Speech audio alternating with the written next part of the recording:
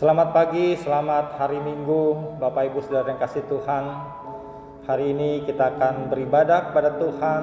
Biarlah dengan penuh sukacita dan hikmat yang daripadanya kita mau datang ke hadiratnya dengan penuh rasa syukur kita. Mari kita sama-sama bangkit berdiri. Kita akan mulai ibadah ini dengan kita menaikkan pujian hormat bagi Allah Bapa.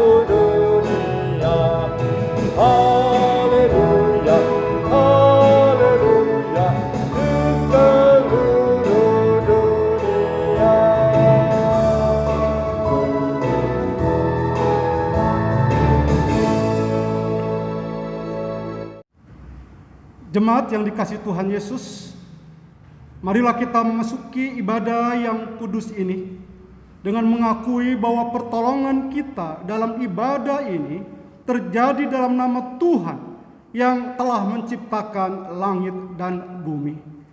Kasih karunia, rahmat dan damai sejahtera daripada Allah Bapa dan Kristus Yesus Tuhan kita menyertai saudara-saudara sekalian.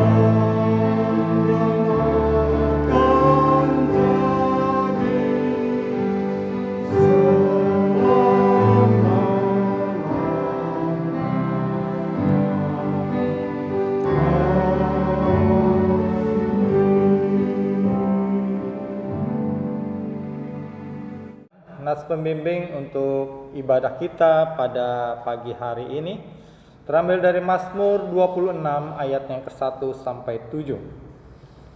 Mazmur Daud, berilah keadilan kepadaku ya Tuhan, sebab aku telah hidup dalam ketulusan. Kepada Tuhan aku percaya dengan tidak ragu-ragu. Ujilah aku ya Tuhan dan cobalah aku, selidiki batinku dan hatiku. Sebab mataku tertuju pada kasih setiamu, dan aku hidup dalam kebenaranmu. Aku tidak duduk dengan penipu, dengan orang munafik aku tidak bergaul. Aku benci kepada perkumpulan orang yang berbuat jahat, dan dengan orang fasik aku tidak duduk. Aku membasuh tanganku tanda tak bersalah, lalu berjalan mengelilingi mezbahmu ya Tuhan, sambil memperdengarkan nyanyian syukur dengan nyaring dan menceritakan segala perbuatanmu yang ajaib. Kita akan memuji Tuhan kembali, kita naikkan pujian, hai makhluk alam semesta.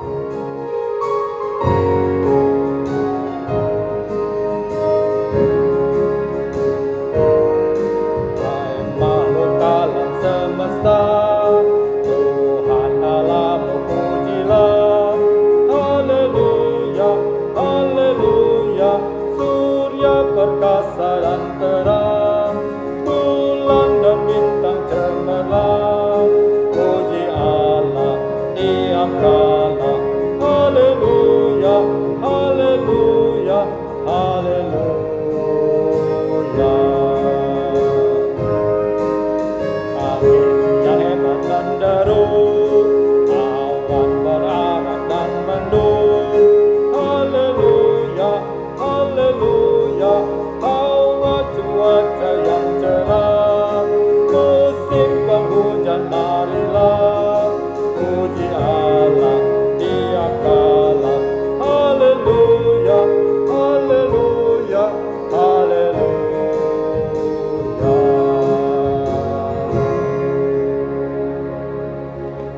Kita akan mendengarkan hukum Tuhan yang terambil dari 1 Petrus 3 ayat yang ke-10 sampai dengan 12. Siapa yang mau mencintai hidup dan mau melihat hari-hari baik, ia harus menjaga lidahnya terhadap yang jahat dan bibirnya terhadap ucapan-ucapan yang menipu.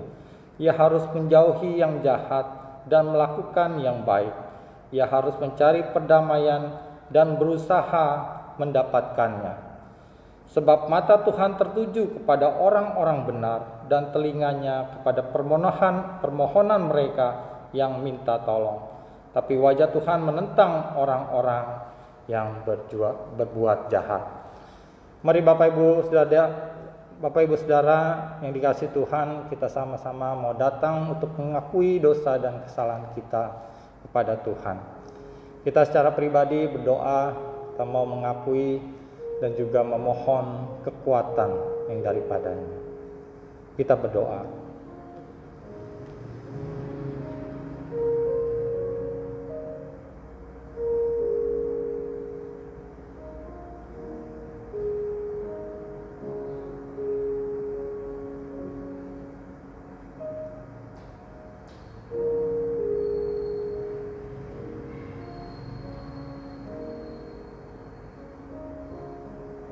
Bapa di surga,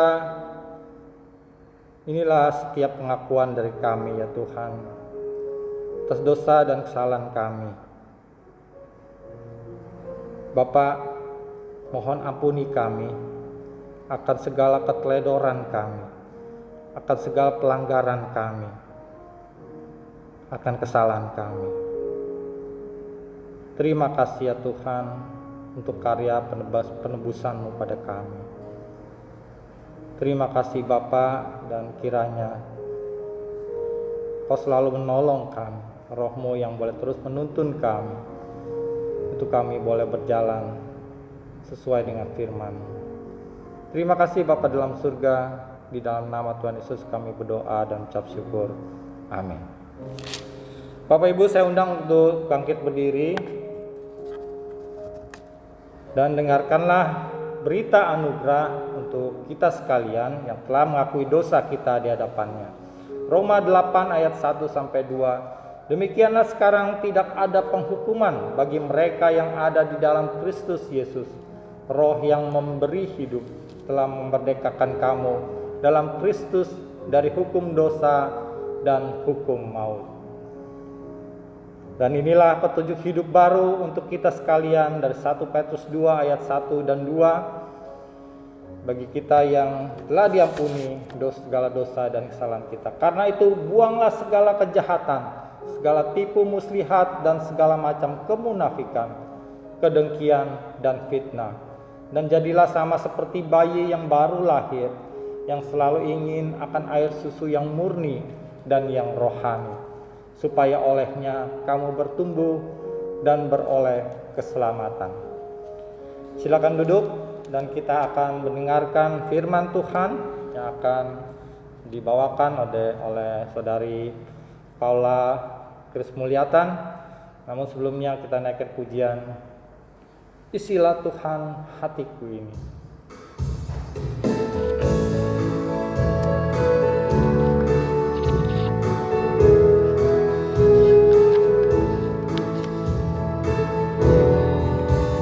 Petri pembuat Samaria ku mencari hal yang tak puaskan hati. Mendengar Yesus berkati, ku beroleh hidup yang kekal. Isi Tuhan hatiku ini dengan sabda Allah yang kudus. Roti kehidupan memberiku puas sepanjang umur hidupku selalu.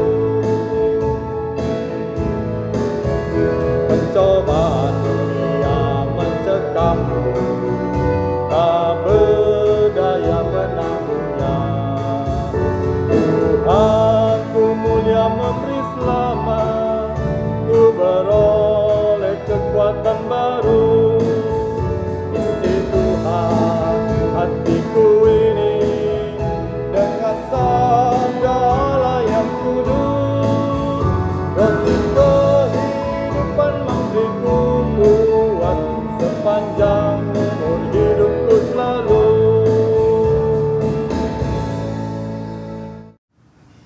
Selamat pagi Bapak Ibu dan saudara sekalian. Mari sebelum kita merenungkan firman Tuhan, kita berdoa terlebih dahulu. Bapa dalam surga, kami memohon pimpinan Tuhan dalam kami membaca, merenungkan firman Tuhan. Biarlah Roh Kudus memimpin hamba-Mu ketika berkata-kata, supaya sungguh bukan perkataan sendiri dikatakan, tapi adalah firman yang Allah ingin sampaikan kepada jemaat-Mu. Roh Kudus yang sama juga menolong jemaat Tuhan dalam memahami, mendengar, dan bahkan punya kerinduan untuk melakukan firman dalam kehidupannya hari lepas hari. Kiranya Tuhan berkuasa pada waktu dan momen ini. Berfirmanlah ya Tuhan, kami siap untuk mendengar. Dalam nama Tuhan Yesus kami sudah berdoa. Amin. Firman Tuhan hari ini terambil dari Markus pasal yang ke-7, ayat yang pertama hingga yang ke-23.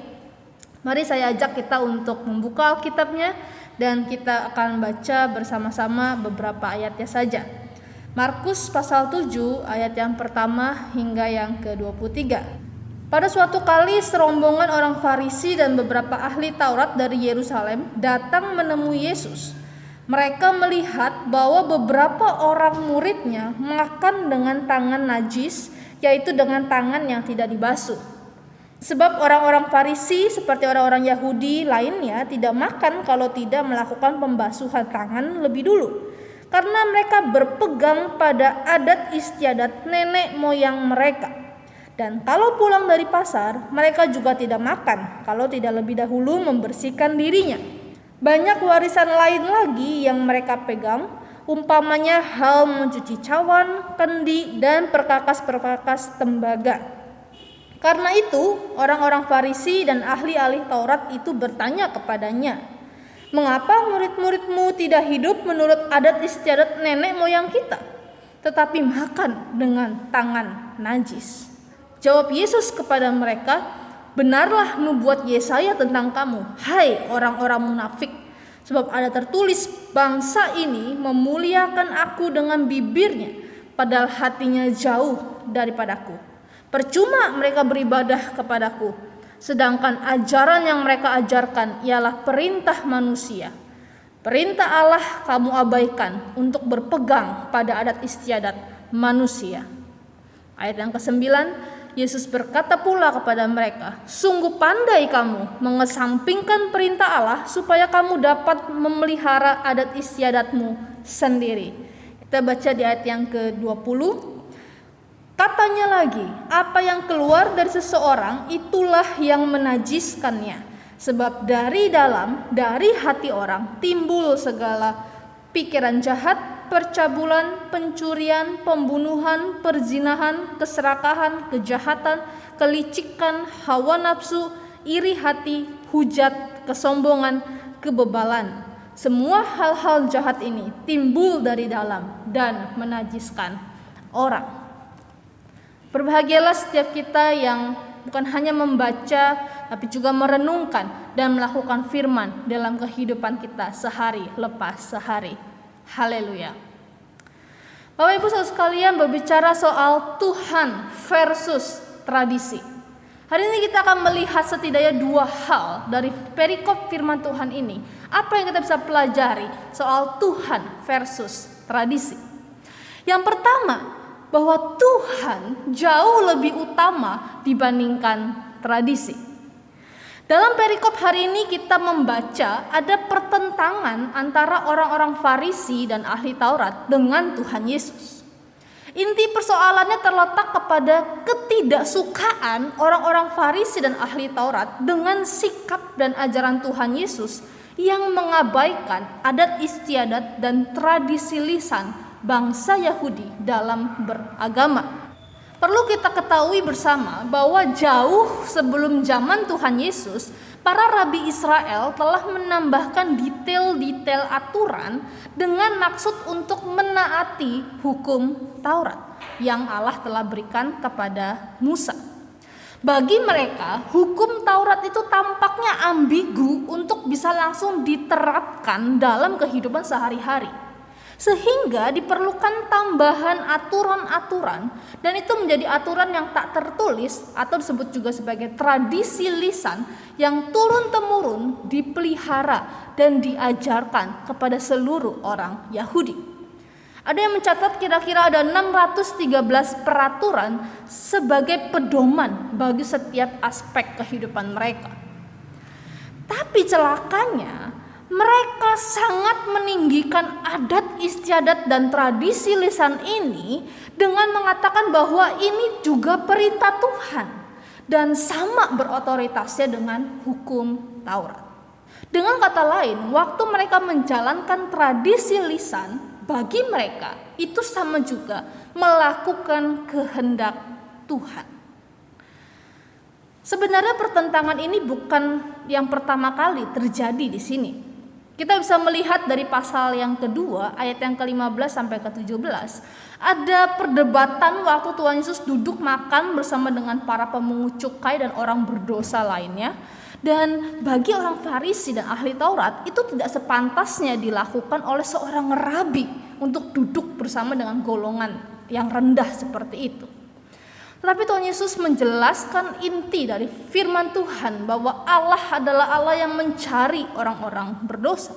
Kemudian di pasal yang kedua, ayat yang ke-18 sampai ke-22, peraturan tradisi lisan mengharuskan orang berpuasa secara wajib. Itu dilakukan oleh murid-murid Yohanes Pembaptis maupun murid-murid orang Farisi. Tetapi muridnya Tuhan Yesus tidak melakukan, dan itu dipersoalkan lagi sama orang-orang Farisi. Dan di sini Tuhan Yesus juga menjelaskan apa esensi dari sebuah puasa. Lanjutnya lagi, orang Farisi juga cari-cari permasalahan peraturan hari Sabat dengan tindakan para murid yang memetik gandum di hari Sabat, dan Tuhan Yesus yang menyembuhkan orang sakit di hari Sabat. Yang bagi mereka dari kacamata tradisi lisan itu pelanggaran bagi hukum Taurat. Lalu Tuhan Yesus mengajarkan esensi sejati dari hari Sabat. Sekarang perikop yang kita baca, orang-orang Farisi dan ahli Taurat itu dengan sengaja datang mencari Tuhan Yesus untuk mencari-cari kesalahan daripadanya. Dan mereka temukan sebuah pelanggaran dari para murid, yaitu tidak membasuh tangannya sebelum mereka makan. Bapak Ibu saudara sekalian, ini bukan bicara soal kehigienisan atau protokol kesehatan, tapi ini bicara soal ritual untuk melakukan hukum Taurat. Dan bagi mereka itu juga melanggar kehendak Tuhan. Permasalahannya di sini adalah apa benar itu isi hukum Taurat? Apa benar tindakan-tindakan itu menyenangkan hati Tuhan?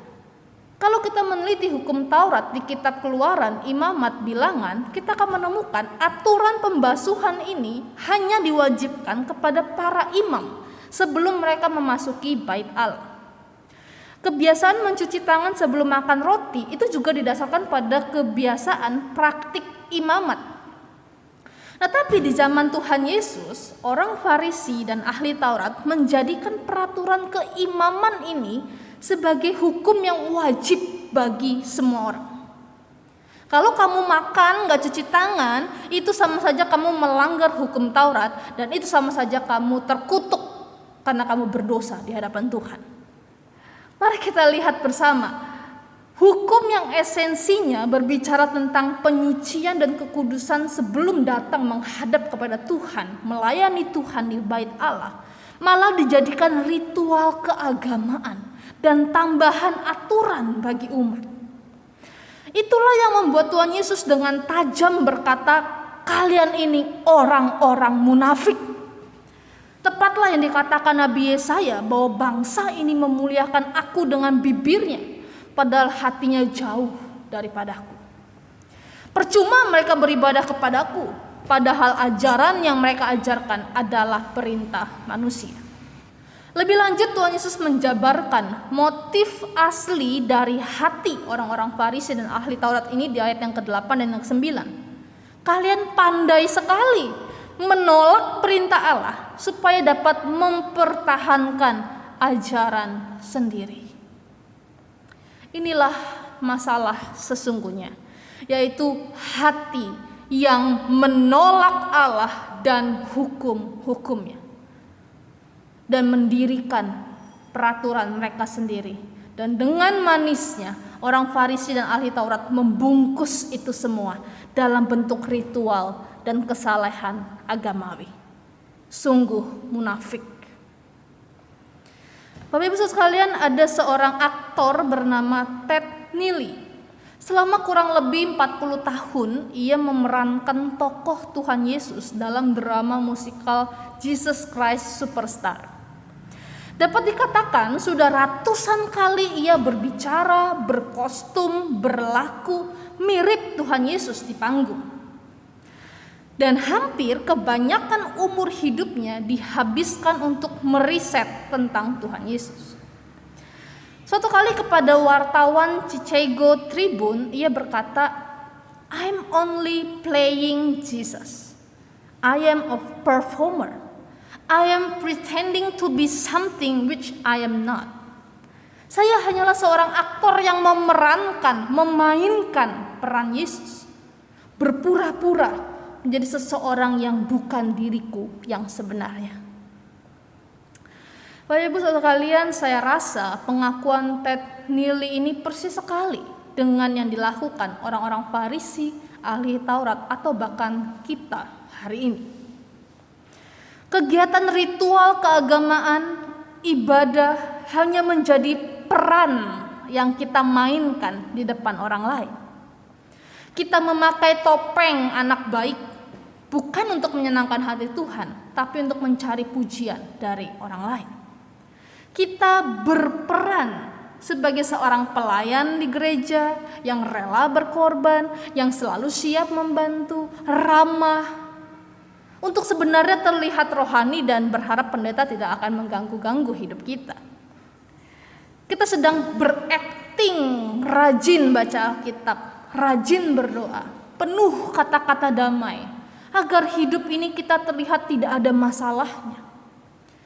Padahal waktu di balik panggung, di kesendirian kita di rumah, di kamar, di tempat kerja kita, di pergaulan kita, hidup kita tidak memuliakan Tuhan dan mencerminkan Dia di dalam perkataan, pikiran, dan tindakan kita. Dibanding dengan setia kembali ke dasar iman dengan membaca firman setiap hari, beribadah dengan hati yang rindu dan haus, melayani dengan ucapan syukur, menolong orang lain dengan kasih Tuhan, kita sudah terlena dengan hal-hal keagamaan dan tradisi yang dengan mudahnya kita palsukan. Maka hari ini firman Tuhan berkata, berhentilah dari kepalsuan itu. Berhentilah dari kemunafikan mengutamakan tradisi dan ritual keagamaan. Dan kembali ke dasar iman Kristen, yaitu relasi yang intim bersama Tuhan. Karena Tuhan jauh lebih utama dibandingkan tradisi. Hal yang kedua, Tuhan versus tradisi, juga berbicara soal Tuhan jauh lebih bernilai dibandingkan tradisi.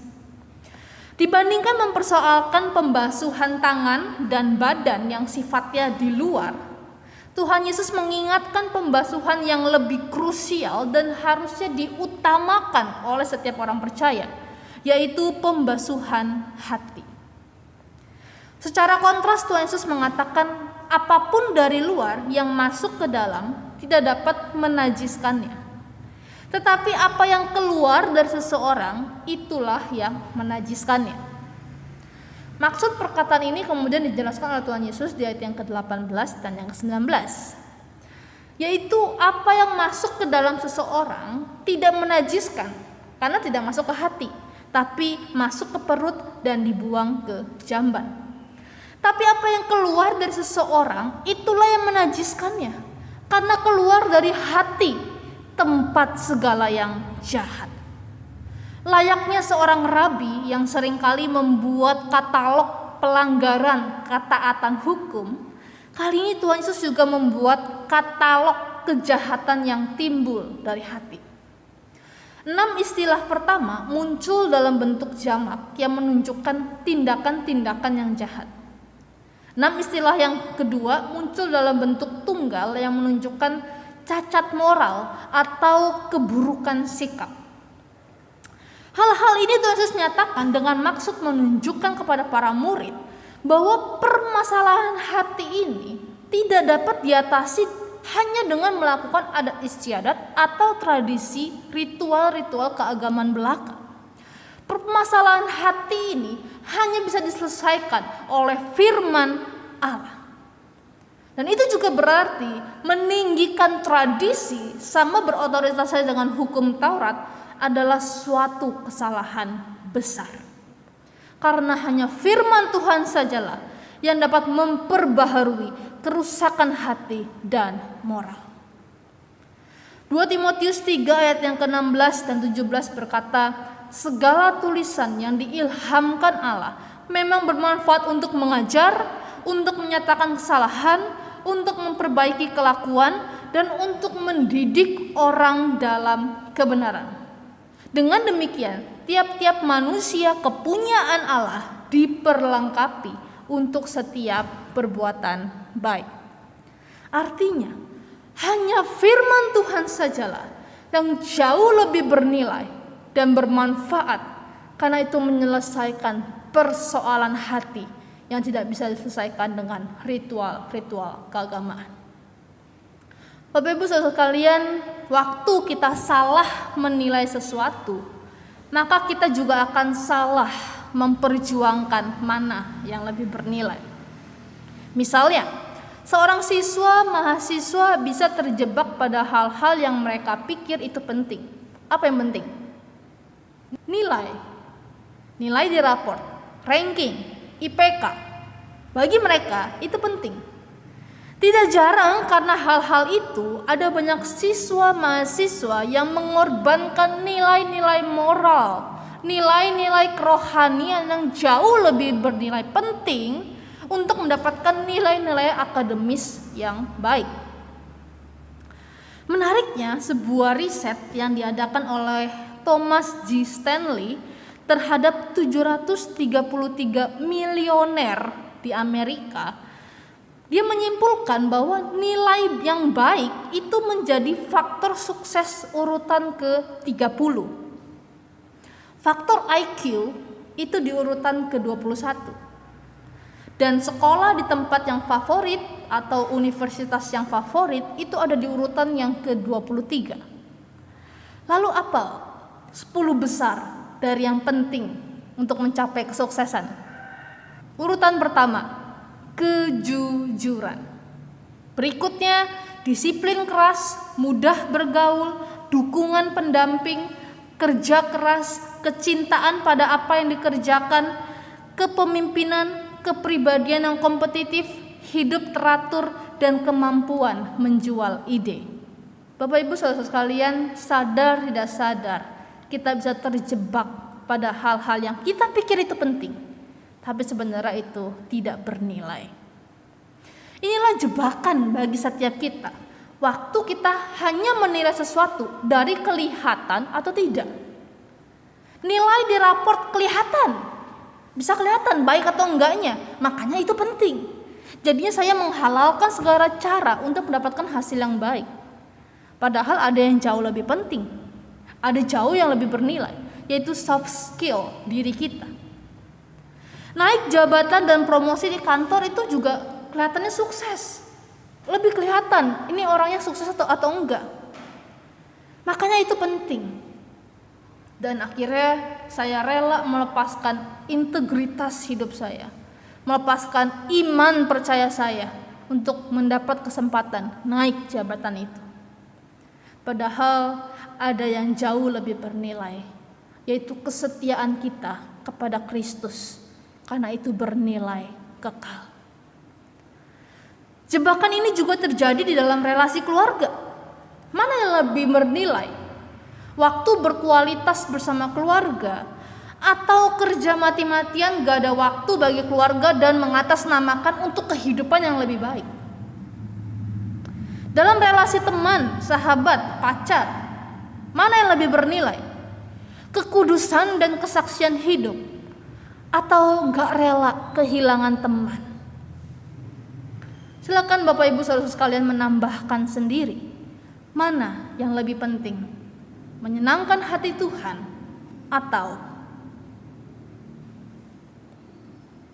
biarlah firman Tuhan hari ini sekali lagi mengingatkan setiap kita bahwa Tuhan dan firman-Nya jauh lebih utama dibandingkan tradisi dan ritual keagamaan kita. Dan terlebih lagi, Tuhan dan kebenarannya itu jauh lebih bernilai dibandingkan tradisi, adat istiadat, ataupun hal-hal duniawi yang dapat menjebak kita. Kiranya Roh Kudus menolong setiap kita memilih yang terbaik. Amin. Mari kita berdoa. Bapa dalam surga, terima kasih untuk firman-Mu yang sekali lagi boleh mengingatkan kami mana yang harus kami pilih. Dan biarlah jemaat Tuhan dengan kekuatan Roh Kudus dapat memilih yang menyenangkan hati-Mu. Ya Tuhan, kami juga mau berdoa bagi bangsa dan negara kami. Di tengah masa pandemi ini, kami terus berdoa bagi pemerintahan kami. Setiap kebijakan, keputusan yang diambil boleh berasal daripada Tuhan. Tuhan menolong Bapak Presiden sampai bagian-bagian RT RW, semua jajaran pemerintahan boleh bekerja sama, takut akan Tuhan, menyalurkan setiap bantuan kepada masyarakat supaya sungguh kami boleh melewati masa pandemi ini dengan pertolongan Tuhan. Kami bersyukur Tuhan untuk proses vaksinasi yang terus boleh berjalan, boleh terus didatangkan oleh Indonesia dan secara gratis boleh diberikan. Kami sungguh mengucap syukur Tuhan untuk pemerintahan kami. Tuhan terus berkati pemerintahan kami ya Tuhan. Kami juga berdoa ya Tuhan bagi ekonomi bangsa ini di tengah PPKM, di tengah banyak pekerjaan jemaat juga yang mengalami kesulitan. Kiranya Tuhan yang boleh berkati setiap kami. Tuhan mencukupi kebutuhan kami. Tuhan, Engkau tahu setiap pergumulan jemaat-jemaat-Mu ya Tuhan, yang sedang sakit, yang sedang bergumul mencari pekerjaan, yang sedang mencari masa depan untuk sekolah maupun mencari pasangan hidup. Kiranya Tuhan yang boleh berkati, Tuhan yang boleh berikan jawaban di tengah setiap kesesakan mereka. Kami juga berdoa ya Tuhan bagi gereja-Mu, Gereja Kristus Jembatan Hitam. Kiranya Tuhan boleh berkati setiap program, setiap acara yang dilakukan, supaya sungguh boleh ibadah-ibadah yang dilakukan menolong jemaat-jemaat Tuhan terus bertumbuh mengenal Tuhan. Setiap bagian-bagian boleh terus Tuhan perlengkapi untuk menolong jemaat-jemaat Tuhan. Juga untuk PAUD Cahaya Kasih, kiranya Tuhan terus boleh berkati guru-guru maupun anak-anak, orang tua, semuanya boleh Tuhan perlengkapi mereka supaya menjadi alat di tangan Tuhan bagi kemajuan bangsa kami juga nantinya. Pada akhirnya Tuhan, kami menyerahkan seluruh doa syafaat ini dalam tangan Tuhan. Kami percaya Tuhan sudah mendengar dan Tuhan akan menjawab sesuai dengan waktu dan rencana Tuhan. Dan kami akan menutup doa syafaat kami dengan doa Bapa kami. Bapa kami yang di surga, dikuduskanlah nama-Mu, datanglah kerajaan-Mu, jadilah kehendak-Mu di bumi seperti di surga. Berikanlah kami pada hari ini makanan kami yang secukupnya, dan ampunilah kami akan kesalahan kami, seperti kami juga mengampuni orang yang bersalah kepada kami. Dan janganlah membawa kami dalam pencobaan, tapi lepaskanlah kami daripada yang jahat. Karena Engkau yang mempunyai kerajaan dan kuasa dan kemuliaan sampai selama-lamanya. Amin. Bapak Saudara, saya undang untuk bangkit berdiri, bersama-sama kita akan mengakui pengakuan iman kita seturut dengan pengakuan iman rasuli. Mari kita sama-sama berkata, aku percaya kepada Allah, Bapa yang Maha Kuasa, Khalik langit dan bumi, dan kepada Yesus Kristus, anaknya yang tunggal Tuhan kita, yang dikandung dari Roh Kudus, lahir dari anak darah Maria, yang menderita di bawah pemerintahan Pontius Pilatus, disalibkan, mati dan dikuburkan, turun ke dalam kerajaan maut. Pada hari yang ketiga, bangkit pula dari antara orang mati, naik ke surga, duduk di sebelah kanan Allah, Bapa yang Maha Kuasa, dan akan datang dari sana untuk menghakimi orang hidup dan yang mati. Aku percaya kepada Roh Kudus, gereja yang kudus dan am, persekutuan orang kudus, pengampunan dosa, kebangkitan orang mati, dan hidupnya kekal. Amin. Silakan duduk. Dan kita akan mempersiapkan untuk memberikan persembahan. Mazmur 30 ayat 5 mengatakan, nyanyikanlah mazmur bagi Tuhan, hai orang-orang yang dikasihinya, dan persembahkanlah syukur kepada namanya yang kudus. Bapak Saudara, seperti biasa kita akan memberikan persembahan melalui transfer ke rekening GKJH Gereja Kristus Jembatan Hitam sesuai yang tertera di layar. Bapak Ibu bisa memberikannya melalui transfer, ataupun bagi kita yang tidak memiliki fasilitas untuk transfer, Bapak Ibu Saudara bisa menitipkannya kepada bendahara ataupun kepada rohaniwan.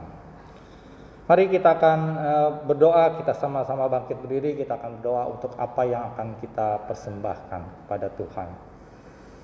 Bapa di surga, terima kasih untuk segala berkat dan anugerah-Mu ya Tuhan. Kami bersyukur atas segala apa yang Engkau berikan kepada kami, untuk segala anugerah-Mu kepada kami. Bapa dalam surga, biarlah apa yang kami persembahkan ini boleh Engkau layakkan, untuk boleh dipakai di dalam pekerjaan Tuhan. Terima kasih ya Tuhan. Terima kasih, inilah doa dan seru kami, rasa syukur kami. Di dalam nama Tuhan Yesus kami berdoa dan mengucap syukur. Amin.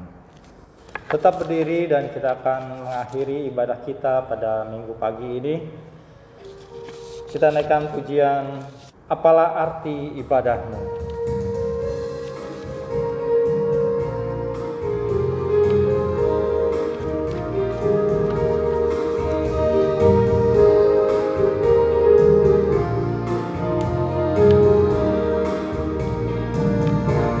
Apalah arti ibadahmu kepada Tuhan, bila tiada rela sujud dan syukur.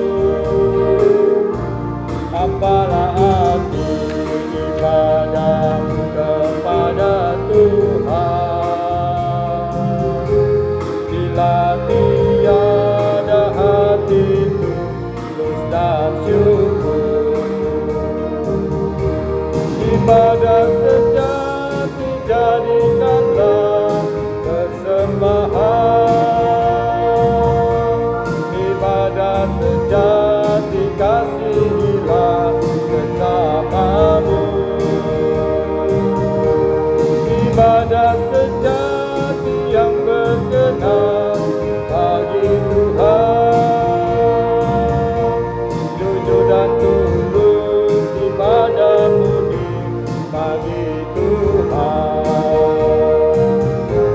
Marilah ikut melayani orang berkeluh, agar iman tetap kuat serta teguh. Itulah tugas pelayanan juga panggilan, persembahan yang berkenan bagi Tuhan. Ibadah sejati jadikanlah persembahan, ibadah sejati kasihilah bersamamu, ibadah sejati yang berkenan bagi Tuhan. Jujur dan tulus ibadah murni bagi Tuhan.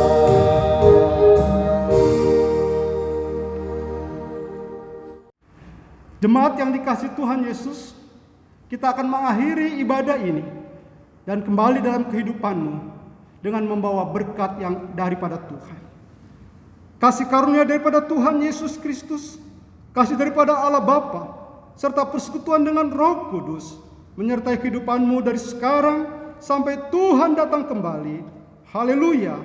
Amin.